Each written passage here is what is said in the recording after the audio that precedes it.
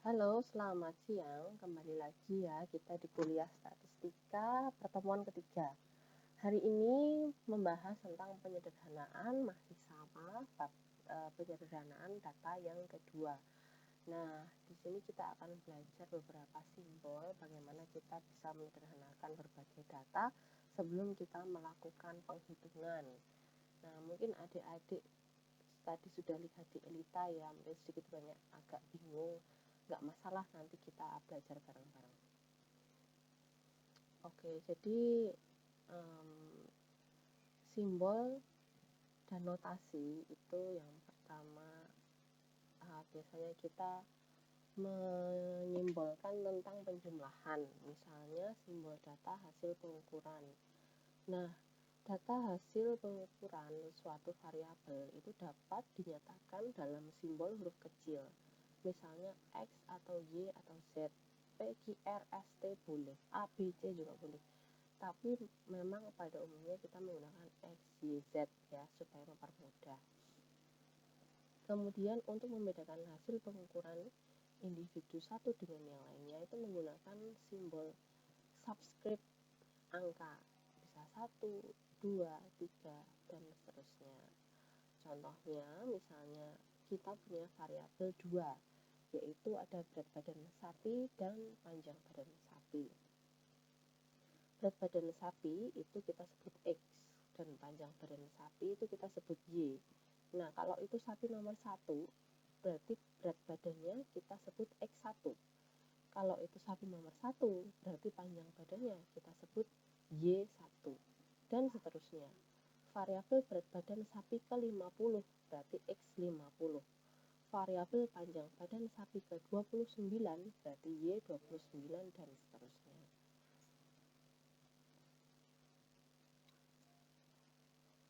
Nah, variabel atau peubah itu memiliki suatu sifat atau karakteristik yang digunakan sebagai cara untuk membedakan suatu individu dengan individu lain dalam suatu sampel. Misalnya, kita punya variabel tadi, berat badan dan panjang badan. Nah, variabel ini yang membedakan antara sampel satu dengan yang lain karena mereka punya karakteristik yang berbeda dari setiap variabel yang dilihat ini. Dan N itu adalah jumlah sampel data yang kita ambil. Misalnya kita ambil 5 sapi, berarti N-nya ada 5. Dan seterusnya. Nah, nanti kalau kita menggunakan replikasi, N ini kita gantikan dengan R, yaitu replikasi atau pengulangan data. Nah, selanjutnya ada yang namanya simbol sigma.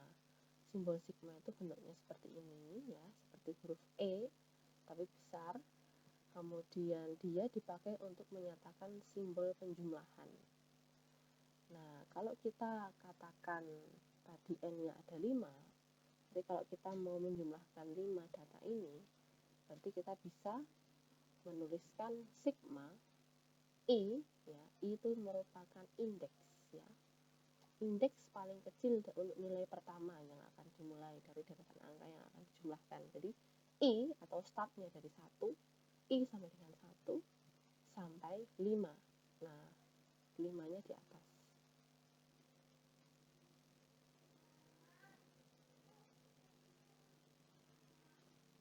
Oke, kemudian kalau kita mau menjumlahkan hanya berat badannya, berarti kita bisa tambahkan notasi X di sini ya.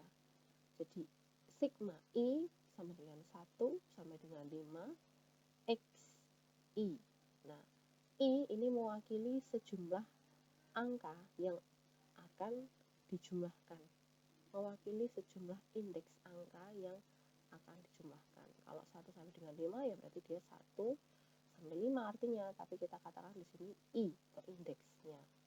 Kalau nanti berat panjang atau panjang badan Y yang akan kita jumlahkan berarti sigma I sama dengan 1 sama dengan 5 Y I sama ya.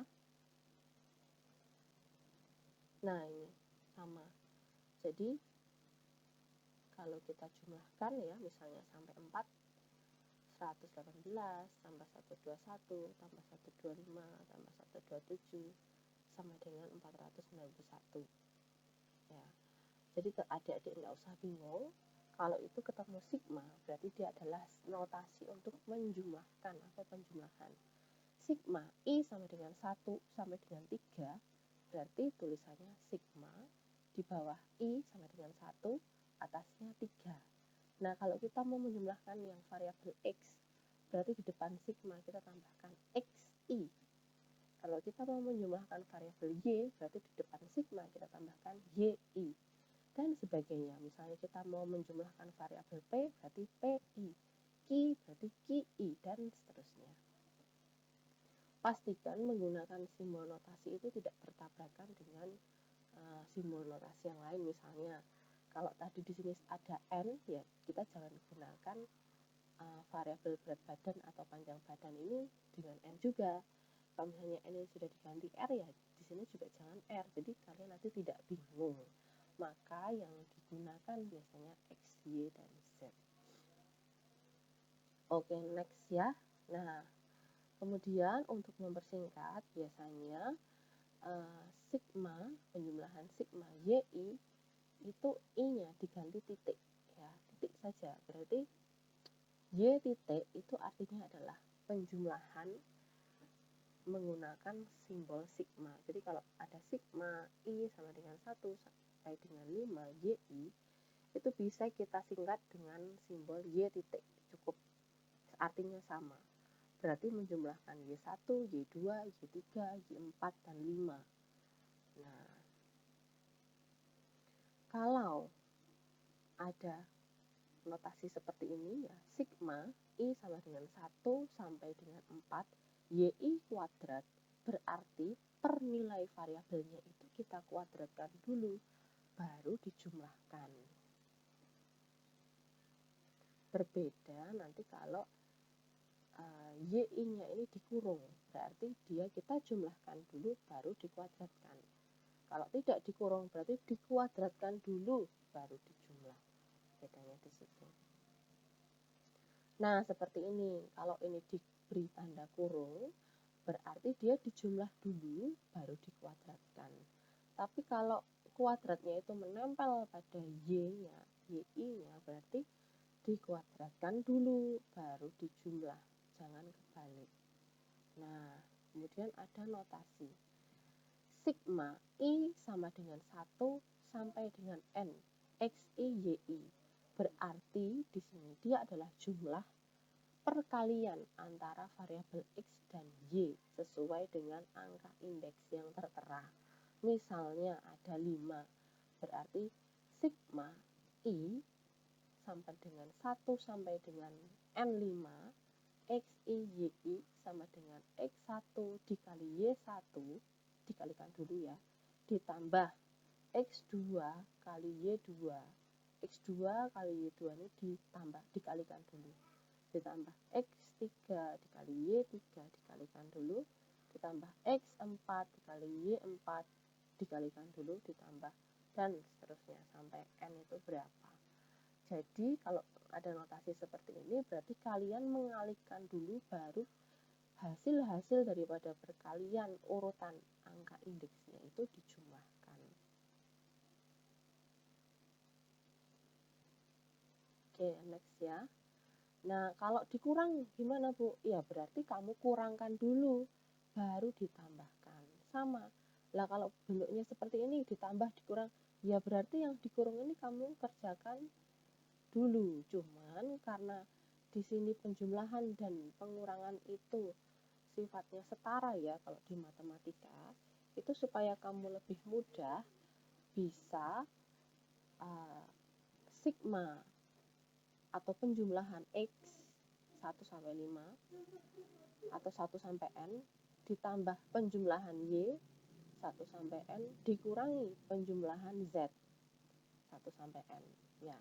Karena di sini sifatnya plus dan minus itu adalah sama atau mereka sejajar. Jadi kalau kita menemui baris aritmatika ada plus, minus, dan kali, perkalian, nah itu harusnya kita kerjakan perkalian dulu.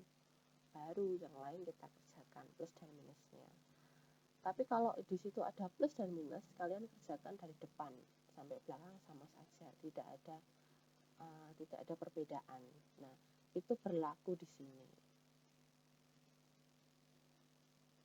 Oke, sekarang kalau bentuknya begini gimana, Bu? Oke. Nah, di sini ada YI min Y bar. Y bar adalah harga min atau harga rata-rata hasil observasi atau pengamatan. Cara mencarinya gimana? Ya jumlah Y atau jumlah pengamatan dalam variabel Y misalnya dibagi indeksnya, jumlah indeksnya, jumlah replikasinya atau jumlah pengamatannya. Kalau tadi kita punya 5 berat badan sapi, berarti maaf panjang badan ya Y tadi ya. Y adalah panjang badan tadi dicontoh, berarti jumlah panjang badannya dari 5 N tadi dijumlah dibagi N atau dibagi 5. Ketemulah dia Y bar atau Y rata-rata. Itu cara menghitungnya. Nah, kalau di sini kamu melihat seperti ini ada Y bar, berarti kamu menghitungnya dari Y1 dikurangkan dengan Y bar dulu. Kemudian Y2 dikurangkan dengan Y bar dulu, Y3 dikurangkan dengan Y bar dulu, Yn dikurangkan dengan Y bar dulu. Baru jumlah-jumlah pengurangan tadi kamu tambahkan, ya. Nah, kalau yang ini kita harus mengikuti seperti ini karena ada Y bar. Kita tidak bisa langsung mengurangkan antara jumlah Y dan Y bar, itu tidak seimbang. Tidak bisa seperti itu, maka kita harus mengurangkan masing-masing Y dengan Y bar baru dijumlahkan. Oke, nah ada nanti yang namanya sum of square atau biasanya kita singkat SS atau di bahasa Indonesianya kita sebut dengan jumlah kuadrat.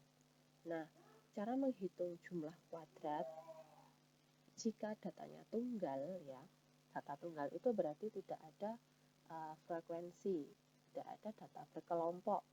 Jadi misalnya kita di sini punya data 6, ada 40, 38, 43, 35, 42, 39. Ya data tunggal itu berarti 40-nya ada 1, 38-nya ada 1, 43-nya ada 1 dan seterusnya. Sehingga jumlahnya hanya 6. Kecuali kalau kita punya misalnya 40-nya 2, 38-nya 2 dan masing-masingnya 2, berarti seluruh data kita punya 12. Nah, cara menghitung sum of square atau jumlah kuadrat dari data tunggal itu rumusnya seperti ini ya. Jadi misalnya kita mau mencari sum of square-nya Y, berarti SSY itu adalah jumlah ya sigma I sama dengan 1 sama dengan N YI kuadrat dikurangi sigma I sama dengan 1 sama dengan N YI dikuadratkan dibagi N. Berarti yang di depan ini kalian kuadratkan masing-masing dulu baru dijumlah. Dikurangkan, semuanya dijumlah, dikuadratkan, dibagi N. Ketemulah yang namanya sum of square. Nah, penjelasan lebih jelasnya seperti ini ya. Jadi untuk data ini yang ada 6 ini, sigma I sama dengan 1 sampai dengan 6 YI kuadrat, berarti yang di depan. Semuanya dikuadratkan dulu baru dijumlahkan, ketemu 9403 dikurangi dalam kurung sigma I sama dengan 1 sampai dengan 6 YI sigma kurung tutup kuadrat, berarti 6 data ini kamu jumlahkan dulu baru dikuadratkan, ketemu 237 dikuadratkan, ketemu 56.169. Nah, karena N-nya 6 berarti 56.169 ini dibagi 6. Barulah kita bisa menghitung sum of square Y atau jumlah kuadrat Y-nya. 9.403 dikurangi 56.169 dibagi 6 dulu ya. Ketemulah 41,5. Jadi jumlah kuadrat Y dari 6 data ini adalah 41,5. Buat apa sih Bu kita ngitung SSY itu, JKY itu? Itu nanti kita gunakan pada saat kita akan menghitung analisis datanya ya.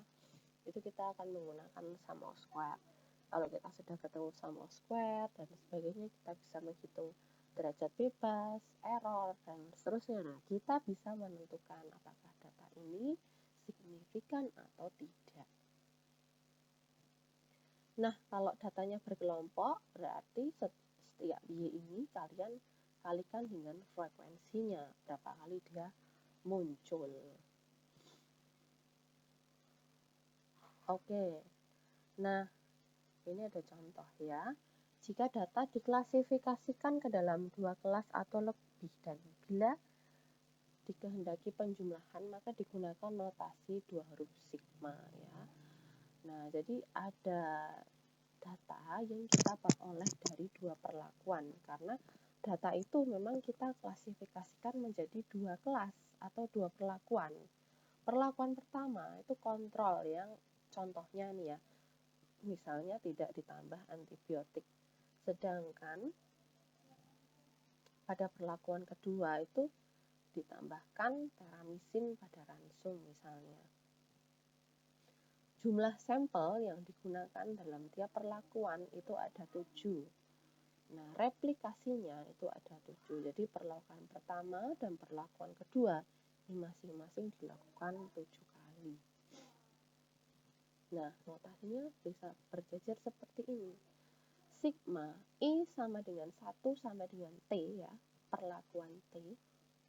Sigma J sama dengan 1 sama dengan R atau replikasinya. Ya, jadi kita memang menjumlahkan seluruh data yang kita peroleh dari perlakuan dan dari jumlah sampel atau replikasi yang digunakan. Nah, selanjutnya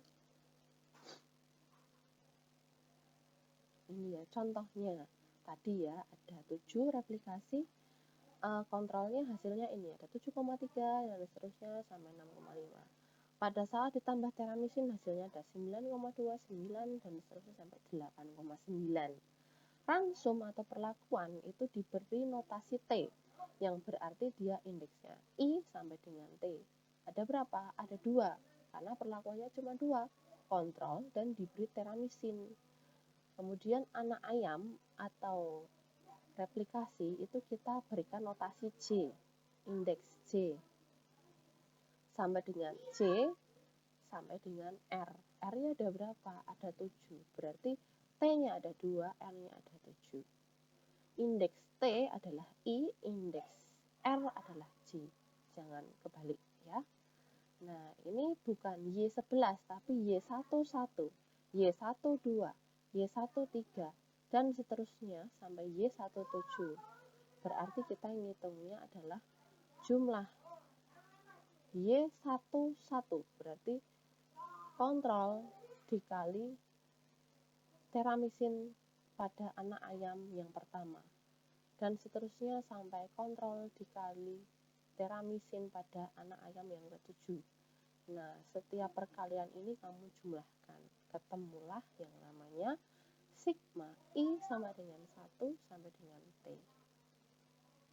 Nah, kemudian kita mau menghitung yang ini, sigma J sama dengan 1 sampai R, berarti ditambah, kita balik, Y21, berarti teramisin dikali kontrol yang pertama, ya, kemudian teramisin dikali kontrol yang teramisin kedua dikali kontrol yang kedua. Teramisin dikali dan seterusnya sampai teramisin kedua dikali anak ayam atau kontrol yang ke-7 dan seterusnya. Nah, ini itu sebetulnya harusnya dilanjutkan ya. Jadi misalnya setiap data di kontrol itu ketemu dengan data yang di perlakuan teramisin. Jadi misalnya kontrol 1 dikalikan teramisin 1 sampai teramisin 7. Nanti kontrol 2 dikalikan teramisin 1 sampai teramisin 7. Kontrol 3 begitu, dikalikan teramisin 1 sampai teramisin 7. Kontrol 4 sampai nanti akhirnya Y7.1 Y71 ditambah Y72 ditambah Y73 dan seterusnya sampai Y77. Seharusnya seperti itu. Oke, next ya.